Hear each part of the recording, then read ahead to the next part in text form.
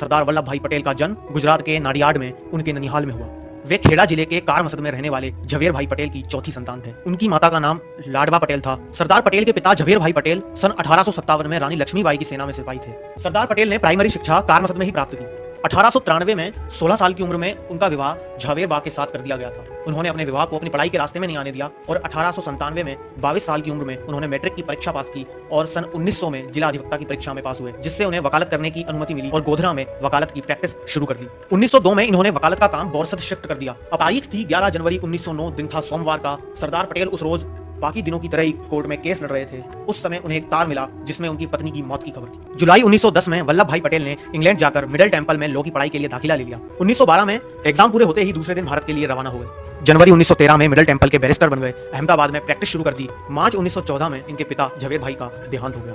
1920 के असहयोग आंदोलन में सरदार पटेल ने स्वदेशी खादी धोती, कुर्ता और चप्पल अपनाए तथा विदेशी कपड़ों की होली जलाई। सरदार वल्लभ भाई पटेल चुनाव जीतकर 1923 में अहमदाबाद नगर पालिका के निर्वाचित अध्यक्ष बने। 1928 में सरदार वल्लभ भाई पटेल अहमदाबाद नगर पालिका अध्यक्ष पद से इस्तीफा देकर मोरबी में हुए काठियावाड़ सम्मेलन की अध्यक्षता करने पहुंच गए। सन 1928 में खेड़ा जिले के किसानों के बारडोली में नो टैक्स सत्याग्रह अभियान का सफल नेतृत्व किया, जहां किसानों ने इनको सरदार की उपाधि दी। गांधी जी के नमक सत्याग्रह के पक्ष में प्रचार करने के कारण इनको 7 मार्च 1930 को गिरफ्तार कर लिया गया और साबरमती जेल में डाल दिया गया। जून 1930 को सरदार पटेल को रिहा कर दिया गया और 31 जुलाई 1930 को फिर गिरफ्तार कर 3 महीने के लिए कारावास की सजा दे दी गई। सन 1931 में सरदार पटेल ने भारतीय राष्ट्रीय कांग्रेस के कराची अधिवेशन की अध्यक्षता की। सविनय अवज्ञा आंदोलन के दौरान ही फिर गिरफ्तार कर जनवरी 1932 से जुलाई 1934 तक येरवड़ा जेल में गांधी जी के साथ इन्हें कैद रखा गया। इसी दौरान इनके बड़े भाई विट्ठल भाई पटेल जिनावा के पास एक क्लिनिक में उनका देहांत हो गया। नाक की गंभीर बीमारी के कारण इन्हें जुलाई 1934 में रिहा करना पड़ा। ग्रेट ब्रिटेन पर भारत की स्वतंत्रता के लिए दबाव बनाने हेतु गांधी जी के सत्याग्रह में भाग लेने पर 18 नवंबर 1940 को डिफेंस ऑफ इंडिया एक्ट के तहत इन्हें गिरफ्तार किया गया।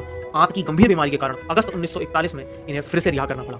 एक वर्ष बाद ही भारत छोड़ो आंदोलन में भाग लेने पर अगस्त 1942 में अहमदाबाद फोर्ट में नेहरू, आजाद व कई बड़े नेताओं के साथ इन्हें भी जेल में डाल दिया गया। बाद में 1945 की शुरुआत में येरवड़ा जेल शिफ्ट कर दिया गया। जून 1945 में शिमला वार्ता में भाग लेने हेतु इन्हें जेल से रिहा करना पड़ा। 2 सितंबर 1946 को सरदार पटेल अंतरिम सरकार में गृह, सूचना एवं प्रसारण मंत्री बने। 25 जून 1947 को रियासतों के लिए सरदार पटेल अधीन एक नया विभाग डिपार्टमेंट ऑफ प्रिंसली स्टेट्स बनाने का निर्णय किया।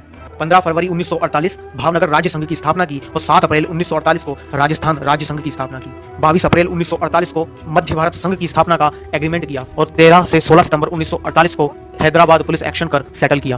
15 दिसंबर 1950 को सरदार वल्लभ भाई पटेल का बॉम्बे में निधन हो गया, जहां पर उनका अंतिम संस्कार भी किया गया।